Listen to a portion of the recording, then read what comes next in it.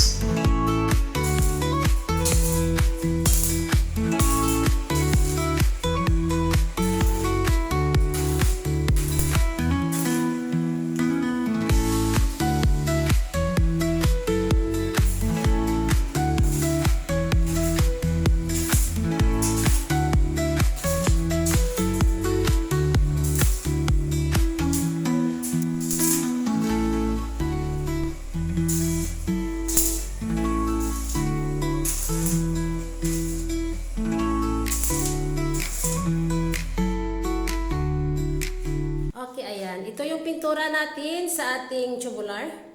Ayan, epoxy.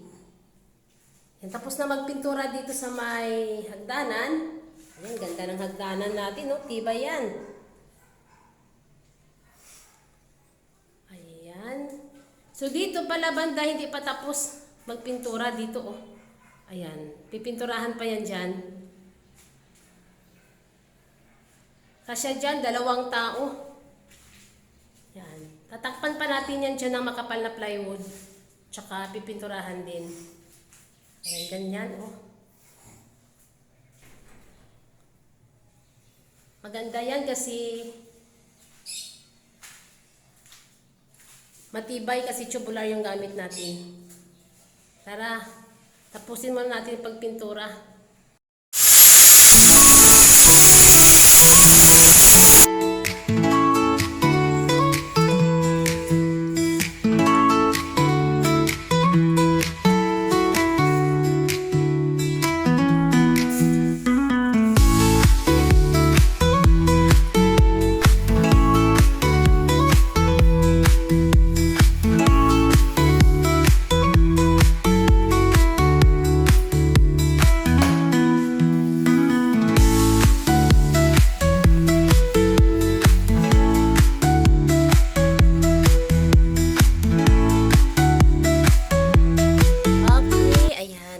Tayo sa ating room 3. Yung aming paupahan, ayan, ito yung room 3 dito na pinagawaan natin ng loft bed.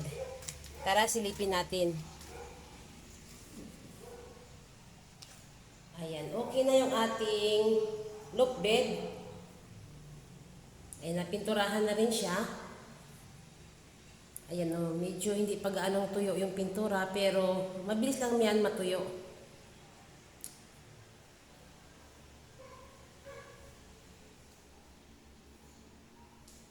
Ayan, ayan ang hagdanan. Matibay yan. Hagdanan dito, matibay yan. Tapit yan dun sa pader, oh. Ayan, tibay yan.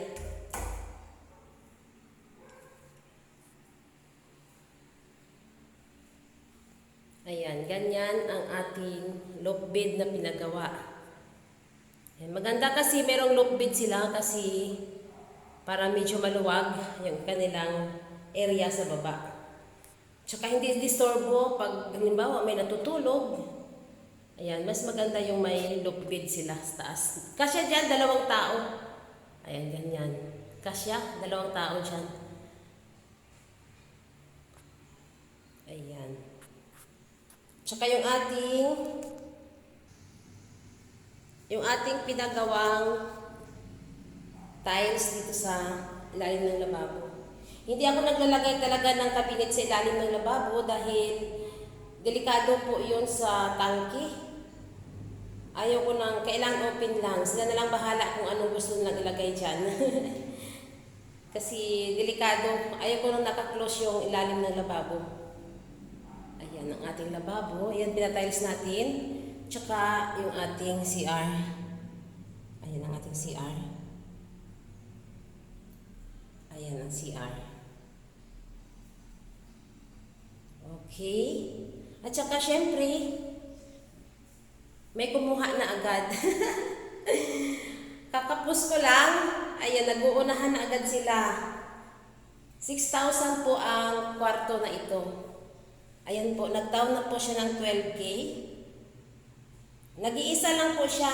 Isa lang po siyang, call center po siya lang ang titira dito. Ayan. Kasyang-kasya sa kanya dahil isa lang naman siya.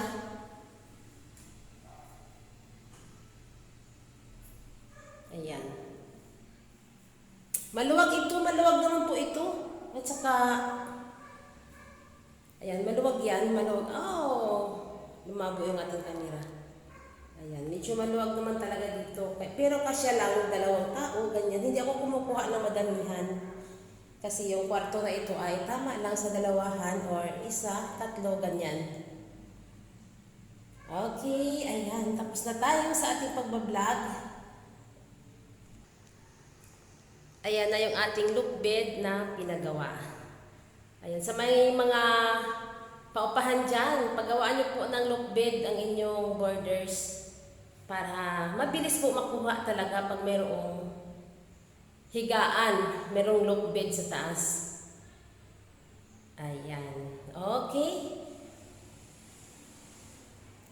Tapos na tayo sa ating pag-vlog. Tapos na tayo sa ating pinaghirapan. Nagpintura tayo dito at nagpa-tiles. Meron pa sana ako ipapagawa dito pa, pero next time na lang. Ayan. Ayan. Thank you sa inyong lahat. Sa walang sawang panonood sa aking mga vlog. Please subscribe my channel, Inday Names Rooftop Garden. Bye!